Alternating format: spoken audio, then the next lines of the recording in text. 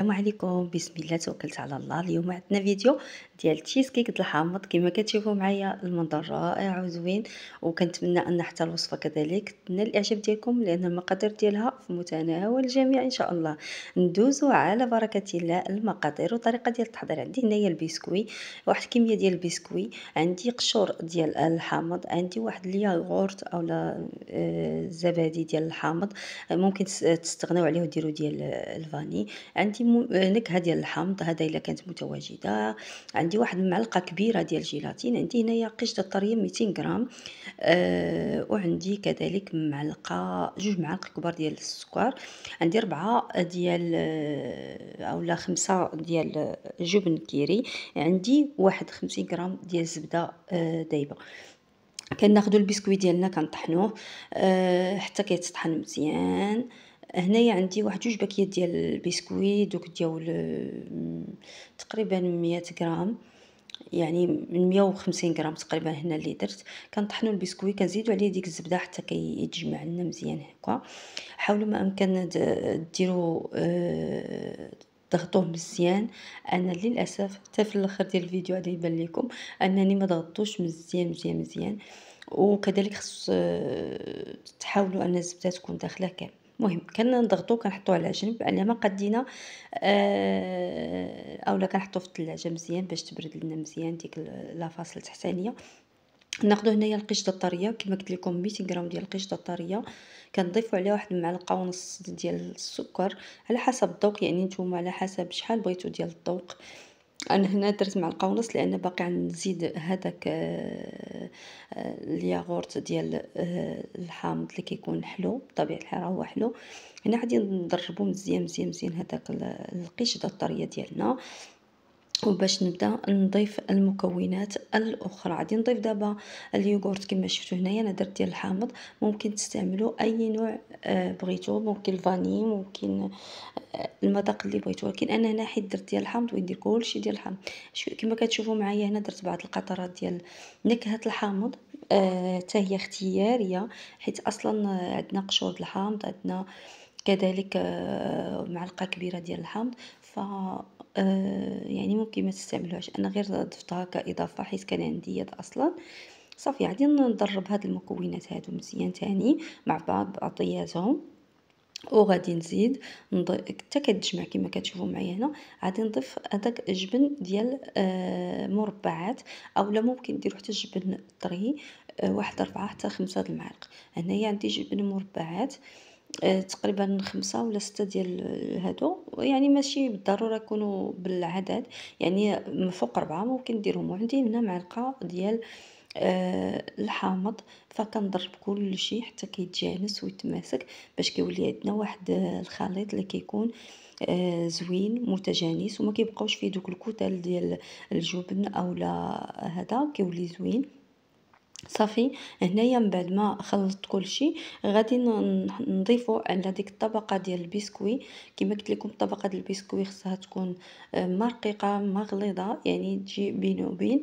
صافي هنايا غادي نضيفها كامله، نضيف هذاك الخليط ديالنا كامل على هذيك الطبقه ديال البسكوي. وغادي نبدا نسرح كما كتشوفوا معايا هنايا.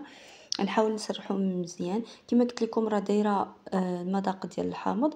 ممكن نتوما تعوضوا بمذاق ديال البرتقال اولا مذاق ديال الفريز، علاش لا، على حسب نتوما اشنو بغيتو.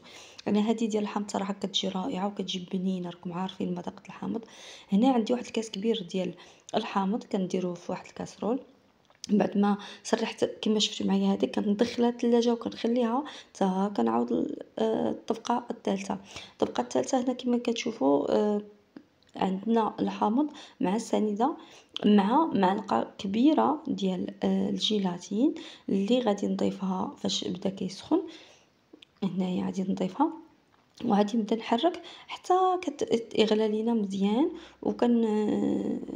نعرف بان راه هذاك الجيلاتين داب والسكر كذلك. والحلاوه راه نتوما كتحكموا فيها سواء هنايا اولا كذلك في الطبقه الثانيه اللي هي الطبقه ديال الكريمه. هنايا كنحرك مزيان كنخليه واحد شويه كنديرو في الكاس الثاني من بعد غير باش يبرد لينا شويه، يعني ما كتجيش ديك السخونيه من البوطه ديريكت الفوق الكيك. كنجيبو داك الكيك ديالنا اولا الخليط ديالنا الاول اولا المول اللي درنا فيه سميتو، كنحطوا عليه هذا حتى هو اختياري، ممكن من الفوق تذوقوا باش ما بغيتوا، يعني تستغناو حتى على هاد لافاس ديال الجيلاتين وهذا. فانا حبيتها، جات رائعه وجات بنينه. صافي كنزوق بشويه، انا درت هنايا شويه ديال القشور ديال الحامض باش كيزيدوا تاني كذلك النكهه. وصافي هذا هو سميتو. وكنزوق هكايا بشويه ديال الحامض، وكنخليها على الاقل ما يقارب واحد 4 ساعات. انا للاسف ما خليتهاش 4 ساعات، فما يعني زربت عليها، فلذلك ما خرجتش كما بغيتها انا. كما تشوفوا معايا هنا انا زربت عليها كما قلت لكم.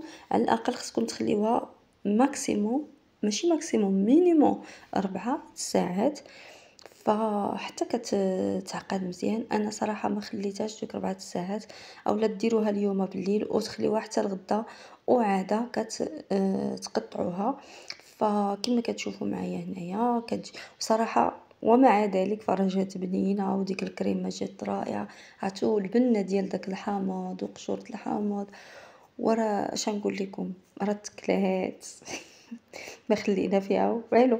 زعما صراحه كتجي لذيذ. انا من الناس العشاق ديال الحامض، فداك الشيء علاش. فكنتمنى ان الوصفه تكون نالت الاعجاب ديالكم، وكنتمنى انها تكون خفيفه، يعني ماشي شي مكونات اللي هي راكم عارفين دابا بان القشطه الطريه.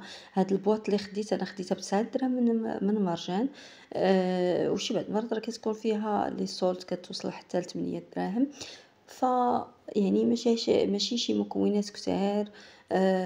كذلك الجبن راكم عارفين راه موجود في جميع البيوت، والبسكوي. فماشي ما كاينش شي حاجه اللي هي كثيره. فبنتي خدات هذاك الاول قالت لي عاري ليا اللعبه. وانا درت التاليه ليا. فكنتمنى ان الوصفه تكون نالت الاعجاب ديالكم. ما تنسونيش في لي جيم، في لي كومونتير، وكذلك في التعليقات ديالكم. الى جات على خاطركم خليت لكم الهنا والراحه. دمتم في رعايه الله. استودعكم الله الذي لا تضيع ودائعه. الى اللقاء. في يوم انا رحل جوا الغادي غادي، رحل جوا البال اللي بينا خيال، عيونه ياسة وحزينة في الجمال بات وزال، في الدلال عياود بال، في الجمال بات وزال، في الدلال عياود بال، غروره غطات الغبنة.